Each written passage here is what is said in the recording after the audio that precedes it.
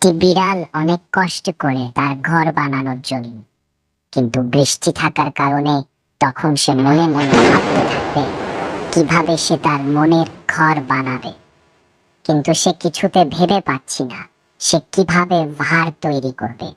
এদিকে বৃষ্টি অনেক জোরে নামছে, রান্নার ভাষা ছেড়ে দিয়েছে, কিন্তু সে সময় তার বাচ্চাদের কথা মনে পড়ল। তখন সে আর না জেনে আবার সেও বাড়ি বানানোর কথা ভাবলো। কিন্তু বৃষ্টি আরো জোরে রাখতে থাকলো। তখন সে আকাশের দিকে তাকিয়ে ভাবতে থাকলো যে আল্লাহ তার সাথে আছে, সে তার বাচ্চাদের কথা ভেবে খুব খারাপ লাগছে।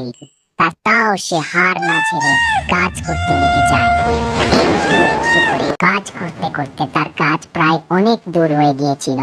সে তাও আশা ছাড়েনি, তখনও করছিল করতে করতে তার বাসাটি এক সময় প্রস্তুত হয়ে যায়। তখন সে আনন্দের সাথে তার বাচ্চাদের নিয়ে সেখানে থাকতে শুরু করে। সবাই সাবস্ক্রাইব করবেন, কারণ লাইক সাবস্ক্রাইব না করলে তার বাসাটা আবার ভেঙে